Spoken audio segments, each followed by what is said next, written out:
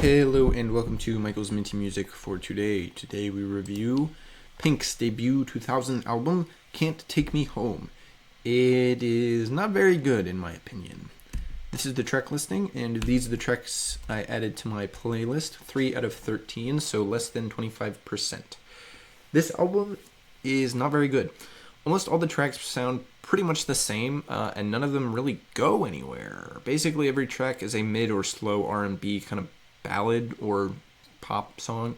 There's some interesting backing sort of tracks, but since the songs don't go anywhere, none of that stuff really gets to shine and change. It's just the same beat over the whole song.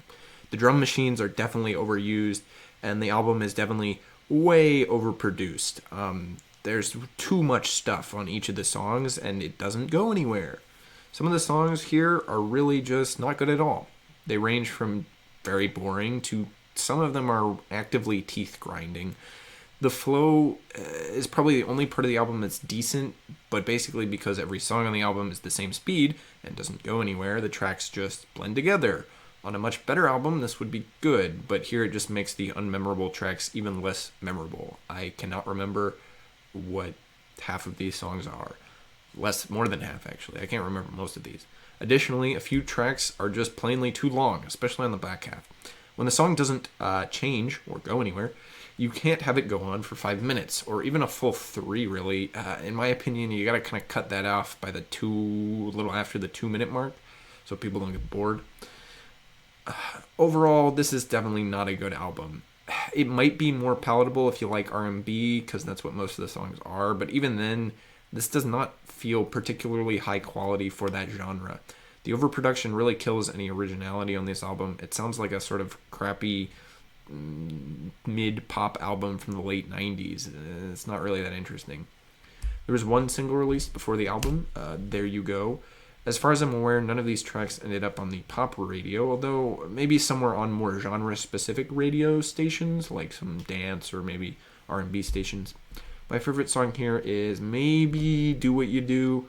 I'm going to be honest, even the 3 I pulled off for my playlist aren't incredible. They're just almost actually have something going on.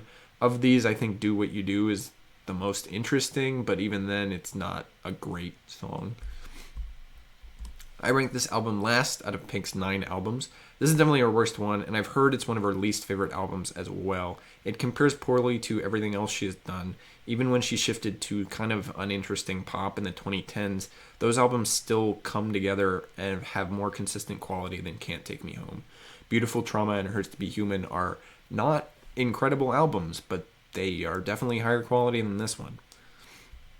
Additionally, this album doesn't take my top spot from 2000. That goes to Duran Duran's Pop Trash, which is also not very good. However, Pop Trash sticks to a more interesting sound, even if the quality is low, and it does manage to put together some amount of flow.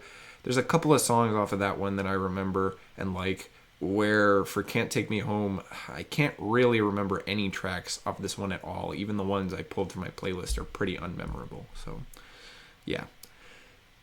Thank you for watching. Next up is Fall Out Boy's 2013 album, Save Rock and Roll. They took a break before making this one, 5 years between this one and their last one, and I've heard it's pretty good, so I'm pretty excited to listen to it.